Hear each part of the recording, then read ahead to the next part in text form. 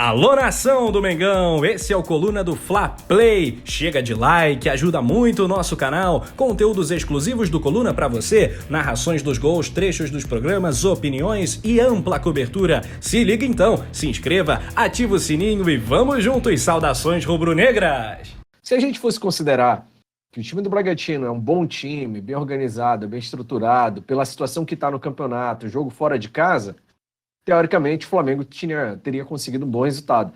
Porém, depois do empate do Atlético Mineiro com a Chapecoense, era a chance que o Mengão tinha de colar ali na vice-liderança. E mais uma vez o Flamengo desperdiçou.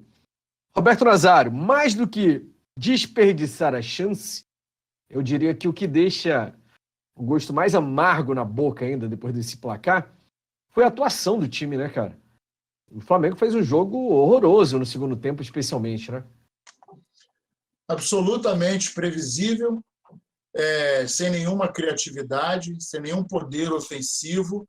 Eu estava olhando os números da partida, o Flamengo muito aquém daquilo que a gente está acostumado a ver e, sobretudo, no setor de criatividade, o Flamengo não esteve bem. O Andreas jogou numa posição em que ele não está habituado, por isso não rendeu, jogou de costas para o gol, e isso foi nítido. Ele acabou tirando o Andreas, colocou o Michael, depois colocou o Kennedy, para tentar imprimir velocidade, mas o Flamengo não estava conseguindo se organizar.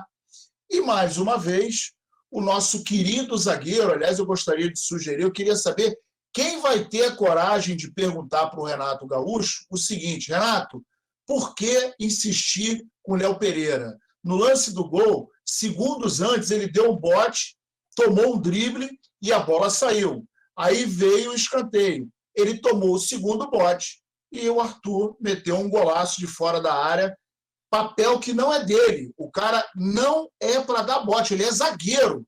Quem tem que dar bote é volante. Ele fica atrás. Ele deu o bote, não tinha ninguém na cobertura, o Arthur foi muito mais rápido, muito mais esperto, tomou não, deu-lhe um drible, deixou ele falando sozinho, e aí o Flamengo empata num jogo ridículo, num jogo que é aquele detalhe, méritos do Bragantino, jogou para isso, né? Não conseguiu pressionar o Flamengo, mas também não deixou o Flamengo jogar. O Flamengo estava encurralado no meio de campo de uma tal maneira que não conseguiu efetuar o seu futebol. O Flamengo não conseguiu criar, o Flamengo não imprimiu velocidade. Eu não entendi o René continuar até o segundo tempo. A gente precisava de ter alguém ali para ajudar o Bruno Henrique, para efetivamente a gente começar a perturbar o Bragantino pelo lado esquerdo. Não foi o que aconteceu. Então o Flamengo ficou à mercê do chuveirinho, da bola levantada na área, sem criatividade nenhuma. Os dois pensadores que jogam no meio não estavam, né? E o Flamengo sentiu muito. E no banco não tinha ninguém que pudesse colocar a bola no chão e trabalhar melhor. O Thiago Maia não fez uma boa partida, o Andreas, repito, estava numa posição que ele não está acostumado e não rendeu absolutamente nada. O Vitinho, no primeiro tempo, até rendeu coisa e tal, mas depois ele não conseguiu fazer mais nada e o Flamengo, mais uma vez, tropeça nas suas próprias pernas. E eu gostaria de saber do Renato, por que insistir com o Léo Pereira? Poeta Túlio, Léo Pereira, junto com o René e Thiago Maia, dá para dizer que são os três nomes mais criticados aqui pela galera que está acompanhando essa live pós-jogo, a galera que está comentando aqui no chat. Tem o João Almeida chamando o Renato de paneleiro, o Mindelos falou, time reserva sobra no Brasil, mas está bagunçado em campo. Era obrigação ganhar, fora Renato Fanfarrão. Passa paninho, Jorge Jesus eterno, Marcídio Araújo fora Renato. A galera tá na bronca com o Renato Gaúcho aqui. Túlio, qual é o percentual de culpa do Renato no jogo de hoje? Eu acho que é total, assim como dos outros também. O que eu reclamo mais do Renato hoje, lógico, teve essa observação que fez o Nazário, né, né, dele manter, continuar até o final do jogo com o René. Ele só fez somente 2 alterações, demorou também mais uma vez pra mudar, né? Eu não entendo essa demora em mudar a equipe. Você tá vendo que as coisas não estão dando certo e o cara mantém, né? A gente viu, o Thiago Maia não entrou bem. Então, assim, isso tudo entra com a participação do treinador, né? Não tem como você tirar isso dele, né? O que o Renato não tem culpa? É o gol que o Pedro perdeu dentro da pequena área.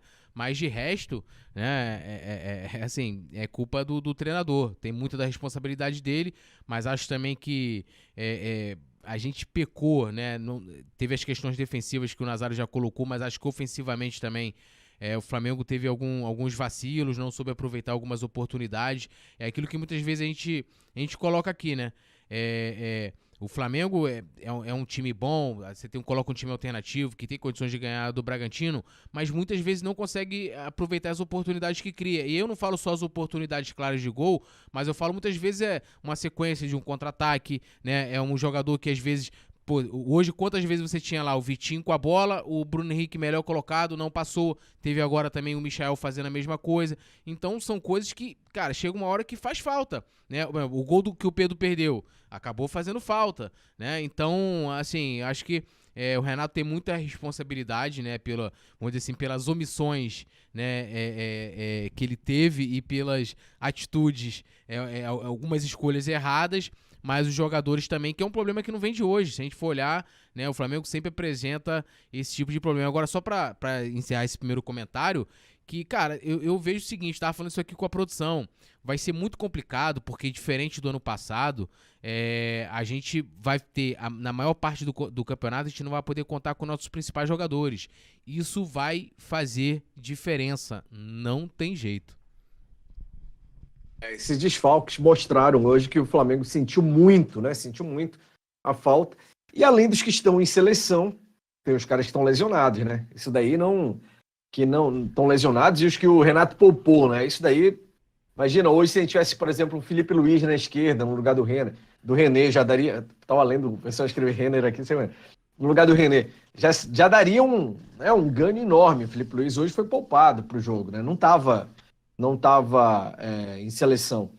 O Danilo Teixeira Alves perguntou, empatou ou perdeu? Danilo, o Flamengo saiu na frente, o Bragantino empatou depois, foi 1-1, resultado final, com gostinho de derrota, porque dava sim para ter vencido essa partida, mesmo com esse time tão mexido. Thalisson Leal, por isso que são reservas, tudo sem vontade, foi de doer os olhos esse jogo de hoje, só para passar raiva. Esse comentário do Thalisson aqui levanta uma questão. É só o time reserva que joga, às vezes, sem vontade? Quando tá o time titular, o Flamengo, às vezes, não faz isso também? A gente já viu alguns exemplos, né? O jogo contra o Atlético Paranaense, por exemplo, foi um exemplo em que a gente viu o time titular sem vontade. Acho que hoje não faltou vontade. No Atlético Paranaense, Nazário? Não, perdão. Foi o outro jogo, perdão. Contra o Atlético a gente ganhou. Foi contra o Grêmio, talvez, né? Aquele do Grêmio lá, que perdeu em casa. Foi contra o Grêmio. O que hoje faltou ao Flamengo foi organização. Na minha opinião, ele escalou mal, ele colocou mal o time quando colocou o Andréas de costas para o gol. Ele não está acostumado a ocupar essa função, ele gosta de ele gosta de ir de frente para o gol, chegando na área, ele chuta bem, inclusive, fora da área. Então ele jogou numa posição que ele não está acostumado. Ele é muito criativo para jogar de costas para o gol. Então hoje a gente teve um time que não só acho que não foi falta de vontade, mas foi falta de organização, falta de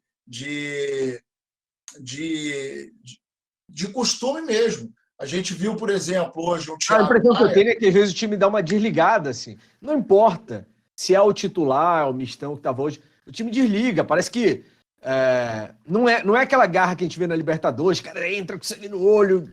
E aí também entra o papel do treinador, né? E aí também no brasileiro, o cara entra assim, tipo, se sair gol, beleza, se não sair, tranquilo. Não, você quer ver uma observação assim, interessante? A Bia destacou esses 2 momentos aqui durante a transmissão. Enquanto o Flamengo estava...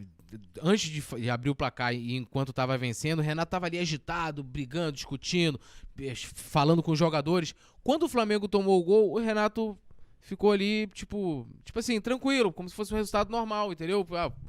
Não deu pra entender, era a hora dele inflamar e justamente quando ele perceber que o time tá dando aquela dormida, aquela cochilada, o treinador incentivar o time, porque, assim, geralmente contagia, né? Muitas vezes você contagia pro bem e pro mal. Aí tá até ali, um tá desanimado, tá o Rodrigo Caio desanimado, tá o Léo Pereira, que já não se anima muito, o René muito menos.